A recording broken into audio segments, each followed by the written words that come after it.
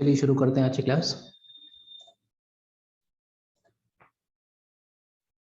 3 दिसंबर को हर साल हम मनाते हैं world day of the handicapped या international day of person with disabilities. आम भाषा में कहें तो अंतर्राष्ट्रीय विकलांग दिवस के रूप में हम मनाते हैं हर साल 3 दिसंबर को। ये हम मना रहे हैं 1992 से और ये यूनाइटेड नेशंस द्वारा ये दिन तय किया गया है। इस बार 2021 में जो थीम है वो थीम देखिए, leadership and participation of persons with disabilities towards an inclusive accessible and sustainable post कोविड-19 वर्ल्ड। कोविड-19 अभी भी है, लेकिन इस वर्ल्ड को हम पोस्ट कोविड कह रहे हैं और इस कोविड-19 की वजह से सबसे ज्यादा जिनको दिक्कत हुई है उसमें एक कैटेगरी है डिसेबल्ड पर्सन्स की, जो कि विकलांग जन है, जिनको हम विकलांग नहीं बोलते, हम क्या बोलते हैं, दिव्यांग जन। दिव्यांग जन, इनको बहुत दिक्कत हुई और इस बार की थीम ये कह रही है कि हम ऐसा भविष्य बनाएं जिसमें इनको लीडरशिप करने का मौका मिला, इनका पार्टिसिपेशन रहे और एक ऐसी ग्रोथ को हम अचीव करें जो इंक्लूसिव ग्रोथ हो, सबका विकास हो, सबका साथ सबका विकास सबका विश्वास, मोदी जी वाला जो है वो हम चाह रहे हैं इस बार 2021 की जो थीम है। देखिए, कोई भी व्यक्ति जानबूझकर विकलांग नहीं होता, कुछ बाय बर्थ विकलांग होते हैं, सॉरी दिव्यांग होते हैं, और कुछ एक्सीडेंट से दिव्यांग हो जाते हैं, लेकिन उनके पास भी कैलिबर है, उनके पास भी स्ट्रेंथ है, उनके पास भी दुनिया को कुछ कर गुजरने की चाहत है। अगर विश्व स्तर की बात करें तो पूरे विश्व की पॉपुलेशन में 15% लोग दिव्यांग हैं। भारत की बात करें 2011 के सेंसस के हिसाब से तो हमारे देश में लगभग 2.68 करोड़ दिव्यांग जन हैं, जो कि हमारी टोटल पॉपुलेशन का 2.21% है। तो काफी बड़ी पॉपुलेशन है जो दिव्यांग जन है और ये भी चाहते हैं कि एक नॉर्मल लाइफ बिताएं और अपने कैरियर को, अपने आत्मविश्वास को एक नई बुलंदियों तक पहुंचाएं। इसके लिए हर साल हम 3 दिसंबर को मनाते हैं इंटरनेशनल डे फॉर डिसेबिलिटीज। हमारा संविधान कहता है कि हम हर एक व्यक्ति को political, social, economic justice provide करेंगे और ये जस्टिस इन डिसेबल्ड पर्सन्स को, इन विकलांग जन को भी चाहिए। 2006 में एक यूनाइटेड नेशन ने एक कन्वेंशन जारी किया था, इसका नाम था right of persons with disabilities, यानी जो दिव्यांग जन है उनके क्या क्या अधिकार होंगे। 2006 में पारित किया था और भारत ने इसको रेटिफाई किया था। यूनाइटेड नेशंस ने 2030 के लिए दुनिया भर के देशों को 17 गोल्स दिए हैं, 17 गोल्स दिए हैं, जिसके अंदर 169 टारगेट्स हैं। और इन टारगेट्स में एक टारगेट है कि हम डिसेबल्ड्स के लिए भी जो वर्ल्ड है उसको बेटर वर्ल्ड बनाएं, हम इनके लिए भी दुनिया को और बेहतर बनाएं। ये भी इनमें एक टारगेट है। 2030 तक दुनिया को ऐसे लक्ष्यों को पाना है। इन लक्ष्यों को हम कहते हैं सस्टेनेबल डेवलपमेंट गोल्स, यानी सतत विकास लक्ष्य। और अगर सबका विकास करना है तो हमें सबको साथ लेकर चलना होगा और इसमें बहुत बड़ी आबादी किसकी है, डिसेबल्ड पर्सन्स की है। हमारे संविधान में इसको लेकर कुछ बात की गई है क्या, ये देख लेते हैं। आर्टिकल 41 जो कि directive principles of state policies में दिया है, उसमें कहा गया है कि state shall make effective provision, कुछ ऐसे प्रोविजन करे, प्रावधान करे जिससे सभी को राइट टू वर्क मिले, शिक्षा का अधिकार मिले, पब्लिक असिस्टेंस का अधिकार मिले, अनएम्प्लॉयमेंट के केस में उनको सरकार से सहायता मिले, ओल्ड एज में सहायता मिले, बीमारी में सहायता मिले और विकलांगता में सहायता मिले। तो ये आर्टिकल 41 कहता है for the welfare of disabled persons. तो ये हमारी डीपीएसपी में, यानी राज्य की नीति निर्देशक तत्व में भी लिखा हुआ है।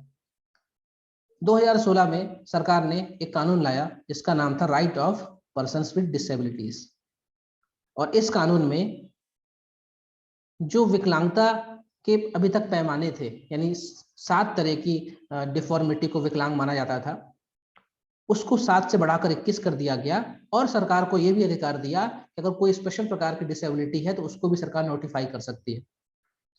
देखिए बहुत बड़ा योगदान है डिसेबल्ड पर्सन्स का हमारी इकोनॉमी में, हमारे देश में, और इन डिसेबल्ड पर्सन को मुख्य धारा में लाने के लिए सरकार ने रिजर्वेशन का प्रावधान करके रखा हुआ है। और ये रिजर्वेशन को जो है उसको हम PWD कैटेगरी कहते हैं, यानी पर्सन विथ डिसेबिलिटी।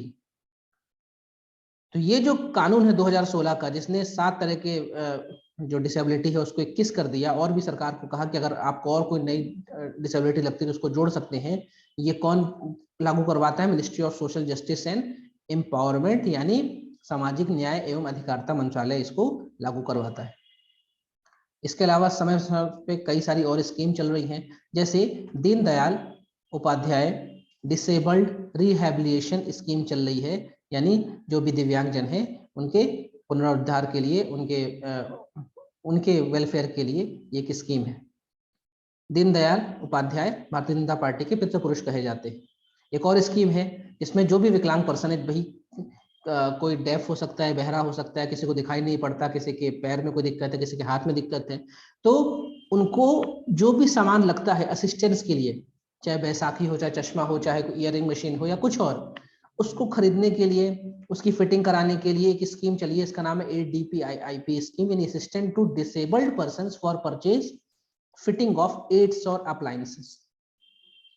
1995 में एक कानून आया था जिसमें ये कहा गया था कि scheme for implementation of person with disabilities, इनको हम समान अधिकार हमको दिलवाना है, इनके अधिकारों की रक्षा करना है और कोशिश करना है कि ये आम जनमानस के साथ मुख्य धारा में जुड़े रहे। हर जिले में डिस्ट्रिक्ट मजिस्ट्रेट यानी कलेक्टर के अधीन एक कमेटी होती है। इसका काम ये होता है कि उस जिले में जितने भी डिस्ट्रिक्ट डिसेबिलिटी रिहैबिलिटेशन सेंटर है उसकी मॉनिटरिंग करना और उसके लिए निर्धारित फंड जारी करना। सारे सरकारी स्कूल, कॉलेजेस और जो भी सरकारी संस्थाएं हैं वहां पे एक्सेसिबल इंडिया कैंपेन के तहत, इसको हिंदी में कहा गया सुगम्य भारत के तहत, हमने इन लोगों की यानी डिसेबल्ड्स के लिए जो एंट्री है वो बढ़िया की है। यानी आप देखेंगे जो भी सरकारी इमारत होगी वहां पे सीढ़ी के साथ साथ एक रैंप भी बना होगा। आप रेलवे प्लेटफॉर्म में जाइए, वहां भी रैंप होता है उतरने चढ़ने के लिए, ये भी आसानी से चढ़ उतर सके। और भी समय समय पे राज्य सरकार और केंद्र सरकार अलग अलग स्कॉलरशिप स्कीम निकालती रहती है। रिजर्वेशन इनको एजुकेशन में और एम्प्लॉयमेंट में मिलता ही है। लेकिन अभी भी कुछ स्टेप्स जरूरी हैं कि हम अपने दिव्यांगजन भाई बंधु को अपने साथ, अपने बराबर में रखें। जैसे कि हमारी जो सोसाइटी हो वो थोड़ी सेंसिटिव बने और इनको साथ लेने की भावना उनके अंदर में हो। हम ऐसे इंफ्रास्ट्रक्चर बनाएं जो इनके लिए एक्सेसिबल हो, चाहे वो रोड हो, चाहे वो पार्क हो, चाहे वो मॉल्स हो, कुछ भी, यहाँ पे दिव्यांगजन आसानी से अपने दम पे आ सके, जा सके। जो स्कूल हम बनाए वहां पे बच्चों के मन में एक अच्छी भावना बनाए कि वो दिव्यांगजन को एक अच्छी नजरों से देखे और वो ये ना समझे कि ये इसमें कोई कमी है, वो ये समझे कि इनके पास जो अंग है वो दिव्य अंग है। इसीलिए मोदी जी ने विकलांग शब्द को हटा के दिव्यांग शब्द को फोकस किया है कि हमारे देश का जो भी डिसेबल्ड व्यक्ति है वो विकलांग नहीं है, वो दिव्यांग है। रोड में हम सेफ्टी की व्यवस्था करें, वर्क प्लेस में इनकी सेफ्टी और इनके लिए जो भी हो सकता है बेटर एफर्ट्स वो करें। समाज का नजरिया में बदलने की जरूरत है, क्योंकि विकलांगता कोई जानबूझ के विकलांग नहीं होता, उसको मजा नहीं आता, वो समय है, ऐसा नियति थी कि वो हो गया, लेकिन वो विकलांग है, वो विकलांग नहीं है, वो दिव्यांग है। और ऐसे सिनेमा, ऐसे लिटरेचर को भी बढ़ावा देना चाहिए जो कि डिसेबिलिटी को टॉपिक के रूप में रखें और लोगों में एक अच्छी सेंसिबिलिटी लाए इन लोगों के लिए। तो 3 दिसंबर को इंटरनेशनल डे फॉर डिसेबिलिटी के रूप में हम इसको सेलिब्रेट करते हैं। अब जो अगली न्यूज़ है वो हेल्थ को लेकर, और हेल्थ बहुत काफी इंपॉर्टेंट है आपके एग्जाम के लिए। हेल्थ छोड़ के गए तो सिलेक्शन मुश्किल है। तो मिशन इंद्रधनुष 3.0 या इसको इंटेंसिफाइड मिशन इंद्रधनुष भी कह सकते हैं, IMI 3.0। तो GS पेपर 2 का ये पार्ट है। देखिए मिशन इंद्रधनुष वैक्सीनेशन को लेकर है, यानी टीकाकरण को लेकर है। और ये टीकाकरण जो है इस सरकार द्वारा निःशुल्क लगाया जाता है। किनको? बच्चों को और प्रेग्नेंट वुमेन को। अब ये 3.2 क्यों लिखा है? क्योंकि जब इंटेंसिफाइड मिशन चलता है, इसका मतलब जैसे अभी मान लीजिए कोविड वैक्सीन का फेज चल रहा है, बहुत से लोग सेकंड डोज नहीं लगवा रहे, तो सरकार युद्ध स्तर पे घर घर जाके हर जगह ट्रेसिंग करके उनको सेकंड डोज लगा रही है। मतलब जो लोग छूट रहे हैं, चाहे वॉलंटरी छूट रहे हैं या किसी गलती से छूट जा रहे हैं, उनको हम पकड़ेंगे, उनको ढूंढेंगे और उनको हम वैक्सीनेशन करेंगे। तो मिशन 3.0 में ऐसे बच्चे जो कि ऐसे माताएं जो कि वैक्सीनेशन से छूट गई हैं, उनको वैक्सीनेशन किया जा रहा है। ये 250 जिलों में चल रहा है, 29 राज्यों में। क्यों वैक्सीनेशन किया जा रहा है? क्योंकि बहुत सी ऐसी बीमारियां हैं जो टीकाकरण से लगाने से हम उनसे बच सकते हैं। तो अगर जिससे हम बच सकते हैं उसका टीकाकरण हम कराएं। 3.0 है, इसका मतलब 2.0 भी रहा होगा, 1.0 भी रहा होगा। हाँ, जब जब देखिए, जब नॉर्मल ये मिशन चलता है उसे मिशन इंद्रधनुष कहते हैं। इसमें जैसे बच्चा पैदा होता है तो तुरंत उसको पोलियो का टीका लग जाता है। तो नॉर्मल फेसेस में तो टीके लग रहे हैं, लेकिन जो लोग छूट जाते हैं उसके लिए इंटेंसिफाइड मिशन चलाते हैं। मतलब अब उनको ट्रेस करके, ट्रैक करके उनको वैक्सीनेशन कराएंगे, क्योंकि सबका टीकाकरण हमारा अधिकार, ये बच्चे कहते हैं। तो मिशन इंद्रधनुष जो है ये 2014 दिसंबर से चालू है और इसके तहत 12 ऐसी बीमारियों के टीके लगाए जाते हैं, निःशुल्क लगाए जाते हैं, फ्री ऑफ कॉस्ट लगाए जा सकते हैं, जो कि प्रिवेंटेबल डिसीज है। मतलब टीका अगर लगेगा तो उनसे हम बच सकते हैं। ये जो बीमारियां हैं, डिप्थीरिया है, वुफिम कफ है, टिटनेस है, पोलियो है, टीबी है, हेपेटाइटिस बी है, मेनिंजाइटिस है, निमोनिया है, हीमोफिलस इन्फ्लुएंजा टाइप बी है, जापानीज इंसेफ्लाइटिस है, रोटा वायरस से दस्त होती है, ये न्यूमोकोकल कंजुगेट वैक्सीन, मीजल्स और बेला, इन सब 12 की वैक्सीन लगाई जाती हैं। लेकिन जैसे जापानीज इंसेफ्लाइटिस हो गया या हीमोफिलियस इन्फ्लुएंजा टाइप बी हो गया, ये हर राज्यों में ये बीमारी नहीं मिलती। यूपी में मिलती है ना, उत्तराखंड में मिलती, तो वहाँ ये स्पेशल टीके लगते हैं। बाकी एमपी में आप जापानीज इंसेफ्लाइटिस का टीका नहीं लगता। लेकिन ये टीका किसको लगता है? ये टीका लगता है सभी बच्चों को, 2 साल तक के सभी बच्चों को और प्रेग्नेंट वुमेन्स को, सभी को लगता है। फुल इम्यूनाइजेशन कवरेज होता है, फ्री ऑफ कॉस्ट, सरकार इसको बेयर करती है। तो मिशन इंद्रधनुष में ये बच्चे क्या कह रहे हैं कि संपूर्ण टीकाकरण हमारा अधिकार। तो संपूर्ण टीकाकरण के लिए मोदी गवर्नमेंट प्रतिबद्ध है और मिशन इंद्रधनुष 2014 से चल रहा है। मिशन इंद्रधनुष में जो वैक्सीनेशन होती है वो फ्री ऑफ कॉस्ट होती है। कुछ लोग जो छूट जाते हैं उनको सरकार ट्रेस करके टीका लगाती है, क्योंकि हमें ये इंश्योर करना है कि कोई एक भी बच्चा ना छूटे, कोई एक भी बच्चा वैक्सीनेशन से ना छूटे। क्योंकि अगर उसको कोई ऐसी बीमारी हो गई जिससे उसके जीवन में दिक्कत हो गई, उसके श्वास में दिक्कत हो गई, तो ये फिर हमारे लिए एक चूक होगी कि हमारे पास जब वैक्सीन थी तो हमने ऐसी गलती क्यों कर दी। तो मिशन इंद्रधनुष 2014 से चलता आ रहा है। पल्स पोलियो की बात करें, पल्स पोलियो अभियान 1988 से चल रहा था, तो चलता है। मिशन इंद्रधनुष में हमने पोलियो को भी ऐड कर लिया है। तो मिशन इंद्रधनुष जो है ये हेल्थ का है, वैक्सीनेशन का सेक्टर है और 2014 दिसंबर से ये चल रहा है। केंद्र सरकार इसको वहन करती है और राज्य सरकार के साथ, और इसमें 12 ऐसी बीमारियों के टीके लगते हैं जो कि प्रिवेंटेबल है। तो 2 साल से कम उम्र तक के बच्चे, यानी पैदा होते ही 2 साल तक के बच्चे और सभी प्रेग्नेंट वुमेन्स को ये टीके लगाए जाते हैं। अगली न्यूज बात कर लेते हैं, इकोनॉमी को लेकर न्यूज है। इंटरनेशनल फाइनेंशियल सर्विसेज सेंटर, नाम से पता चल रहा है कि अंतरराष्ट्रीय स्तर पे जो फाइनेंशियल सर्विसेज होती हैं, जो वित्तीय सेवाएं होती हैं, उसका एक सेंटर बना है। तो हमारा देश एक डेवलपिंग नेशन है, हमारी इकोनॉमी अभी एक डेवलपिंग फेज में है। हमारे पास ऐसे बड़े बड़े इंटरनेशनल फाइनेंशियल सेंटर्स नहीं है जैसे सिंगापुर में है, और जैसे आपको यूके में मिलेगा, लंदन में मिलेगा, न्यूयॉर्क में मिलेगा। वैसे सेंटर्स हमारे पास नहीं है, लेकिन हम चाह रहे हैं कि हमारे पास भी ऐसे सेंटर्स हों कि दुनिया भर के फाइनेंशियल सर्विसेज वाली जो कंपनियां हैं वो हमारे देश में आए, काम करें, लोगों को रोजगार दें। हम दुनिया भर के कंपनीज को, बैंकों को, म्यूचुअल फंड्स को, इंश्योरेंस कंपनी को हम अपनी सर्विसेज दें। जैसे मैं आपको पढ़ा रहा हूँ तो मैं अपनी सर्विसेज दे रहा हूँ, लेकिन मेरी सर्विसेज कौन सी हैं? Educational services. तो ऐसे ही वित्तीय से जुड़ी हुई जो सर्विसेज हैं उसके लिए एक इंटरनेशनल सेंटर मेरे देश में खुला है और इसी का शुभारंभ हो रहा है। वैसे खुला तो ये पहले से था, लेकिन इसके लिए पूरा हमने कैंपस बनाया है और इस कैंपस को क्या कहा गया है? इन्फिनिटी फोरम कहा गया है। तो ये जो फोरम है, इस फोरम में ये इस तरह का पहला फोरम मेरे पास हो रहा है। और ये फोरम कहाँ पे हो रहा है? गांधीनगर में। गांधीनगर में एक पूरा शहर बसाया गया, उसका नाम है गिफ्ट सिटी। गिफ्ट का फुल फॉर्म है Gandhinagar international financial city, gift city. तो ये जो गिफ्ट सिटी है गांधीनगर में, यहाँ पे आपको मिलेगा international financial services centre authority, और ये हमारे देश का इकलौता है। इस तरह के सेंटर्स आपको आपको इंडोनेशिया में मिलेंगे, साउथ अफ्रीका में मिलेंगे, न्यूयॉर्क में मिलेंगे, लंदन में मिलेंगे, क्योंकि ये ऐसे बड़े बड़े सेंटर्स होते हैं जहाँ पे फाइनेंशियल सर्विसेज दी जाती है, बड़ी बड़ी कंपनियां यहाँ पे आती है, पे करती है, हमसे हमारी सुविधाएं लेती हैं। तो इस ऐसे ही लोगों के समूह के लिए हमने एक फोरम अभी शुरू किया है, यानी एक तरह की गैदरिंग है, और इस गैदरिंग में हमारा साथ कौन दे रहा है? इंडोनेशिया, साउथ अफ्रीका और यूके जैसे पार्टनर कंट्रीज इस गैदरिंग में हमारा साथ दे रहे हैं। और इस तरह की gathering, international financial services centres authority की गैदरिंग हम अपने देश में पहली बार करा रहे हैं। ये हमारा फर्स्ट एडिशन है, ये हमारा फर्स्ट एडिशन है।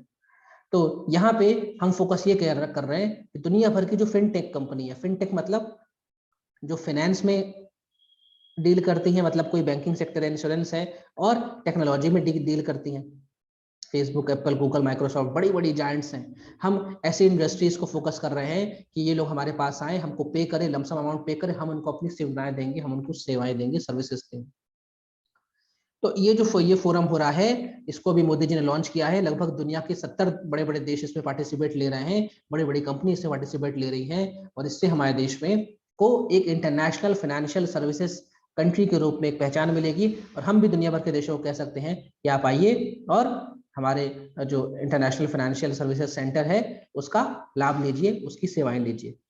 तो इस शहर को बसाने के लिए एक पूरा कानून निकाला गया था 2019 में, इसका नाम था international financial services centre authority act 2019।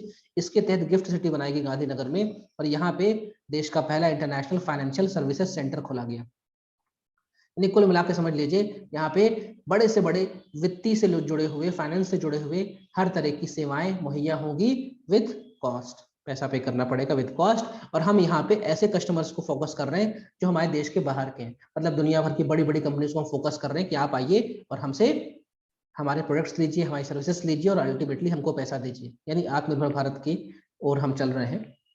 तो अभी अगर बात करें तो सिंगापुर, न्यूयॉर्क, लंदन ऐसे बड़े बड़े फाइनेंशियल सेंटर्स हैं जहाँ पे दुनिया भर की बड़ी बड़ी कंपनी जाती हैं, बहुत मिलियंस ऑफ पैसा पे करती हैं और उनसे सेवाएं प्राप्त करती हैं। ऐसे ही शहर के रूप में हम अपने गांधीनगर को भी विकसित करना चाह रहे हैं। तो एक बहुत बड़ा फोरम है, और इस फोरम में लगभग दुनिया भर के 70 से बड़े देश आ रहे हैं और बहुत सारी बड़ी बड़ी कंपनियां आ रही हैं। और यहाँ पे हमारे पास एक गोल्डन अपॉर्चुनिटी है कि हम अपने फाइनेंशियल सर्विसेज से जुड़ा हुआ जो ज्ञान है, जो एक्सपर्टीज है, उसको दुनिया को शोकेस करें, उसको बेचें और बहुत सारा फॉरेन फंड अपने देश को लाएं। तो ये जो जैसे मैंने बोला इंटरनेशनल फाइनेंशियल सर्विसेज सेंटर, ये हमारे देश का पहला है जो कि गिफ्ट सिटी गांधीनगर में खुला है। और गांधीनगर कहाँ मिलेगा आपको? गुजरात में। गांधीनगर क्या है? गुजरात की राजधानी है। अगली न्यूज में चलते हैं। स्पेस को लेकर न्यूज है, जीएस पेपर 3 को लेकर इंपॉर्टेंट ये टॉपिक रहेगा। पार्कर सोलर प्रोब, नासा ने आज से 3 साल पहले एक मिशन भेजा था सूरज की स्टडी करने के लिए, सन की स्टडी करने के लिए, और ये अभी सन के बहुत पास से गुजरा। और जब ये गुजरा तो इसकी स्पीड थी लगभग 3.5 लाख मील पर आवर, जो कि आज तक इंसानों द्वारा बनाया गया सबसे तेज आर्टिफिशियल ऑब्जेक्ट है। तो क्या है पार्कर सोलर प्रोब और क्या करने गया है? सूरज की स्टडी करने गया है, कैसे करेगा, ये सब हम बात करेंगे। पहली चीज, नासा जो भी अपने मिशन भेजता है, नासा यूएसए की अमेरिका की स्पेस एजेंसी है नासा, और नासा जब भी अपने मिशन भेजता है तो वो उसके नाम किसी भी इंसान के नाम पर नहीं रखता, लेकिन ये जो पार्कर सोलर प्रोब है, पार्कर सोलर प्रोब, ये एक व्यक्ति के नाम पे है जिनका नाम है यूजीन पार्कर। तो यूजीन पार्कर अमेरिका के थे और इन्होंने अपने जीवन में बहुत बड़ा हिस्सा सन की स्टडी में लगा दिया। 2007 में इनकी मृत्यु हो गई थी, तो नासा ने तय किया कि हम इनके सम्मान में, यूजीन पार्कर के सम्मान में, अपना जो सोलर मिशन है उसका नाम रखेंगे पार्कर सोलर प्रोब। तो नासा ने 2018 में इसको लॉन्च किया, और इसमें हमारा जो मेन ऑब्जेक्टिव ये था कि हमारी पूरी लाइफ, हमारा पूरा जीवन जिस एनर्जी के दम पे चल रहा है वो है sun. Sun is the ultimate source of energy for our earth, for our solar system. और हमें सन के बारे में ज्यादा कुछ पता ही नहीं है। हमें सन के बारे में ये नहीं पता है कि सन में कितनी ऊर्जा है, हमें सन के बारे में ये नहीं पता है कि सन, ये जैसे ये सन है तो सन की सतह से ज्यादा गर्म सन के बाहर की हवा, यानी बाहर का एरिया क्यों है। सन, हमें ये नहीं पता, ये जो बाहर का एरिया इसे कोरोना कहते हैं। तो ये जो फिजिक्स के सिद्धांत है उसके भी उलट है। जैसे फिजिक्स ये कहता है जब आप आग के पास जाएंगे तो आपको गर्मी लगेगा, आग से दूर जाएंगे तो आपको गर्मी कम लगेगा। लेकिन जो सूरज की सतह है उससे उससे 300 गुना ज्यादा गर्म है उसकी बाहरी सतह। ये कैसे हो सकता है? इसे हम कोरोना कहते हैं। तो इसको हमें पता करने जाना है, इसलिए हमने भेजा। और समय समय पे सन के अंदर से बहुत सारे ब्लास्ट होते हैं। ब्लास्ट जब होते हैं तो बहुत तेजी से रेडिएशंस निकलती है। वो रेडिएशंस हमारे सिग्नल्स, हमारे जो टेक्नोलॉजिकल इक्विपमेंट्स हैं, हमारे सेलुलर, हमारे सैटेलाइट्स हैं, उन सबको कभी डिस्टॉर्ट कर देती है, हमारे सिग्नल खराब हो जाते हैं, जिसको हम सोलर फ्लेयर्स कहते हैं, सोलर फ्लेयर्स। तो ये क्यों निकलती हैं? हमें बहुत कुछ जानना है अपने सन के बारे में। हमारी सौर मंडल का इकलौता स्टार है हमारे, जिसकी हमें ऊर्जा मिल रही है, हम उसके बारे में कुछ जानते ही नहीं है। तो इसकी स्टडी के लिए नासा का सोलर जो पार्कर सोलर प्रोब भेजा था।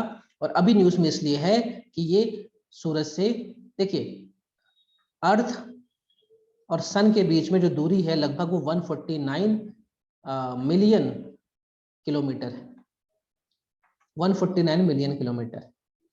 और ये सन से सिर्फ 6 मिलियन किलोमीटर दूर पहुंच चुका है। यानी कितनी पास चला गया है सन से, 6 मिलियन किलोमीटर दूर ये था। और सब ये जब पास किया है तो ये न्यूज थी कि इसने सन को सबसे करीब से पास हुआ। देखिए, हमारी इसरो जो है वो भी सन की स्टडी के लिए एक मिशन लॉन्च करेगी, उसका नाम है आदित्य 11। और आदित्य 11 धरती से सिर्फ 6 मिलियन किलोमीटर जाएगा। मतलब सूरज से कितना दूर होगा? अब आप, सूरज से लगभग 143 मिलियन किलोमीटर दूर है ये, सिर्फ 6 मिलियन किलोमीटर जाएगा हमारा आदित्य 11।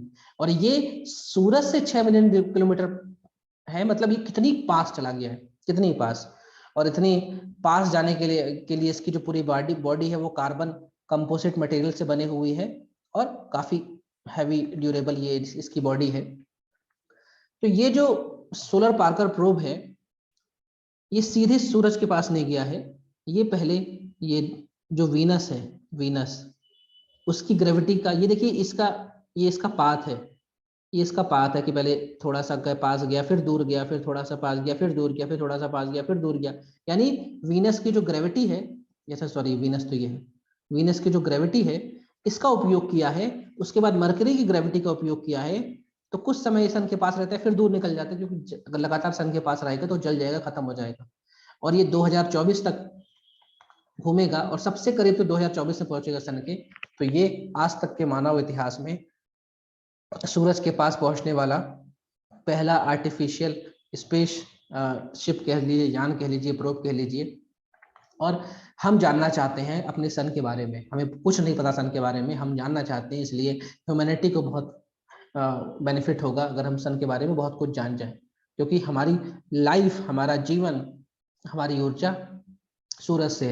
अगर एक दिन सूरज निकले तो ना हम जी पाएंगे, ना फोटोसिंथेसिस होगा, ना पेड़ जी पाएंगे, और अल्टीमेटली जीवन समाप्त हो जाएगा। तो इसी को जानने के लिए पार्कर सोलर प्रोब लॉन्च किया गया था 2018 में, नासा ने लॉन्च किया था। और नासा का जो कैनेडी स्पेस स्टेशन है, कैनेडी स्पेस स्टेशन, ये आपको मिलेगा फ्लोरिडा में। जैसे मैं ये यूएसए बनाऊं तो यूएसए का ये वाला जो हिस्सा है यहाँ आपको फ्लोरिडा मिलेगा। तो फ्लोरिडा से इसको लॉन्च किया गया था। और ये वीनस और मरकरी की जो ग्रेविटी है उसका उपयोग कर करके सन के चारों ओर घूम रहा है। तो नासा का सोलर जो प्रोब है ये अभी बहुत ही नजदीक से गुजरा है। और इसको सबसे पहले तो ये जानना है कि सोलर फ्लेयर्स जो आती हैं वो क्यों आती हैं। दूसरा, सूरज की सतह से 300 गुना ज्यादा गर्म उसका वायुमंडल कैसे है, कोरोना कैसे है, ये बहुत बड़ा सवाल है। इसी चीज को जानने के लिए हमने भेजा है इसको, और नासा ने बहुत बेहतरीन काम किया है। तो पहला सवाल ये है कि इसरो पहला भारत का सोलर मिशन लॉन्च कर रहा है, उसका नाम क्या है? सूर्ययान, आदित्य 11, सन मिशन या दिवाकर। तो ये मैंने आपको बताया है अभी कि ये क्या है, ये है आपका आदित्य 11। आदित्य 11 हमें लॉन्च करना था 2019 में, लेकिन हम अभी तक कर नहीं पाए। एसेसिबल इंडिया कैंपेन यानी सुगम्य भारत, सुगम्य भारत अभियान कौन सी मिनिस्ट्री चला रही है? तो ये चलाती है ministry of social justice and empowerment, यानी सामाजिक न्याय एवं अधिकारिता मंत्रालय चलाती है। नासा ने कि उस मिशन का नाम बताइए जिसने पहली बार ह्यूमन को मून, चंद्रमा में भेजा था। तो 20 जुलाई 1969 को ये किया था अपोलो मिशन ने, अपोलो। और नील आर्मस्ट्रॉन्ग, एडविन एल्ड्रिन और माइकल कॉलिंस, ये 3 लोग पहुंचे थे, जिनमें से शुरू वाले दोनों ने कदम रखा था और माइकल कॉलिंस जो थे वो स्पेसशिप में थे। मिशन इंद्रधनुष किससे रिलेटेड है? बच्चों की सेफ्टी से, ई कॉमर्स से, बच्चों के वैक्सीनेशन से, नन ऑफ द अबव। तो इसका राइट आंसर है child vaccination and pregnant women vaccination. ठीक है, चलिए, थैंक यू एवरीवन।